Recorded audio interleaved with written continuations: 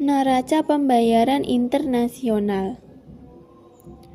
Definisi: neraca pembayaran disebut juga sebagai Balance of Payment atau BOP, adalah catatan statistik tentang transaksi ekonomi internasional yang dilakukan oleh penduduk suatu negara dengan penduduk negara lainnya selama kurun waktu tertentu, umumnya 1 tahun, walaupun laporan-laporan statistik dewasa ini umumnya periode triwulan. Menurut Nompirin tahun 1999, neraca pembayaran suatu negara adalah catatan yang sistematis tentang transaksi ekonomi internasional antara penduduk negara itu dengan penduduk negara lain dalam jangka waktu tertentu. Tujuan utama adalah untuk memberikan informasi kepada penguasa pemerintah tentang posisi keuangan dalam hubungan ekonomi dengan negara lain, serta membantu di dalam pengambilan kebijakan moneter, fiskal, perdagangan, dan pembayaran internasional, dan membukukan seluruh transaksi ekonomi internasional yang terjadi antara penduduk dalam negeri dan penduduk luar negeri. Manfaat dan kegunaan. Manfaat pencatatan pembayaran internasional adalah sebagai berikut. 1. Untuk mengetahui keadaan keuangan negara yang terkait dengan pembayaran luar negeri. 2. Untuk mengetahui berapa besar sumbangan transaksi ekonomi internasional terhadap penerimaan negara yang bersangkutan. 3. Untuk mengetahui dinamika perdagangan luar negeri. 4. Sebagai sumber data dan informasi untuk melakukan evaluasi dan analisis kebijakan ekonomi. 5. Mengetahui struktur dan komposisi transaksi ekonomi internasional suatu negara.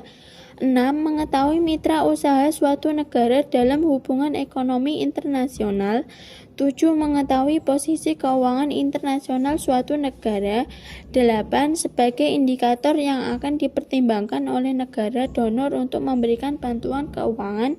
Dan yang terakhir, 9. Sebagai indikator fundamental ekonomi selain tingkat inflasi, pertumbuhan GNP, dan sebagainya.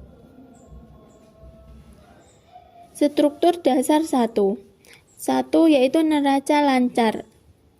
Neraca lancar adalah bagian BOP yang memberi gambaran ringkas tentang transaksi barang dan jasa yang diproduksi selama periode setahun atau kurang. Neraca lancar dibagi atas 3 bagian pokok, yaitu neraca perdagangan, yaitu catatan transaksi ekspor-impor barang-barang selama 1 periode. 2. Neraca jasa atau servis. Neraca non-balas yaitu catatan transaksi-transaksi yang bukan sebagai akibat balas jasa. Misalnya, bila pemerintah USA memberikan hibah kepada pemerintah negara lain, hal tersebut akan tercatat dalam neraca non-balas jasa. 3. Neraca modal. Neraca modal mencatat arus masuk modal dan arus keluar modal selama periode tertentu. Sifatnya dapat jangka panjang.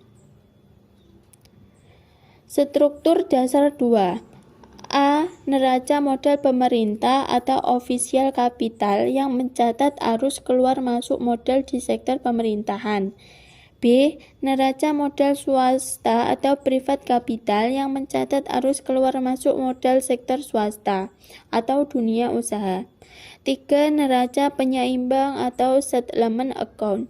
Neraca penyeimbang adalah bagian dari BOP yang menjelaskan bagaimana surplus atau defisit BOP dibiayai.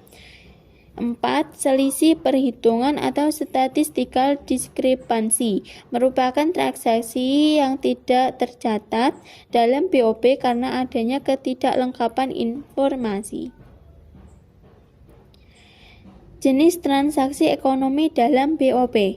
1. Transaksi debit. Transaksi debit adalah transaksi yang menimbulkan kewajiban bagi penduduk suatu negara untuk melakukan pembayaran kepada penduduk negara lain, meliputi A. Impor barang dan jasa, B. Pembayaran atau hasil investasi, C. Transfer, D. Berkurangnya hutang, E. Bertambahnya aset-aset keuangan. 2. Transaksi kredit. Transaksi kredit adalah transaksi yang menimbulkan hak wajib penduduk suatu negara untuk menerima pembayaran dari penduduk negara lain, meliputi ekspor barang dan jasa, penerimaan dari hasil investasi, transfer, bertambahnya hutang negara atau swasta, dan berkurangnya aset-aset keuangan. Defisit dan surplus dalam BOP. 1. Penurunan stok nasional selalu berarti defisit, sedangkan kenaikan stok nasional selalu menunjukkan adanya surplus. 2. Tetapi turun naiknya stok nasional bukan atau belum mencerminkan seluruh defisit atau surplus neraca pembayaran. Kita harus melihat apa yang terjadi dengan pos pinjaman. Yang ketiga, harus dibedakan antara pinjaman yang masuk atas kemauannya sendiri dan pinjaman yang masuk karena berkaitan dengan adanya kelebihan impor. Pinjaman otonom tidak merupakan defisit, sedangkan pinjaman akomodatif merupakan dari defisit. Yang keempat, defisit atau surplus total adalah besar kenaikan atau penurunan stok nasional plus pinjaman akomodatif. Mekanisme neraca pembayaran. 1. Penyesuaian lewat perubahan harga-harga atau mekanisme harga. Akibat dari proses ini disebut price effect, yaitu mekanisme penyesuaian neraca pembayaran lewat perubahan harga-harga. Mekanis harga ini bekerja secara penuh dalam arti bisa membawa kembali neraca pembayaran ke posisi seimbang dalam sistem standar emas penuh. Yang kedua, penyesuaian lewat perubahan pendapatan nasional atau mekanisme pendapatan. Akibat dari proses ini disebut income effect. Yang ketiga, penyesuaian lewat perubahan stok uang atau mekanisme moneter. Akibat dari proses ini disebut real balance effect. Balance for BOP. 1. Basic balance. Basic balance terdiri dari balance dalam transaksi yang sedang berjalan ditambah transaksi modal jangka panjang. 2. Balance transaksi autonomous. Transaksi ini dalam basic ditambahkan dengan aliran modal jangka pendek. Yang ketiga yaitu liquid balance. Konsep ini dikembangkan di Amerika Serikat untuk mengukur posisi neraca pembayaran.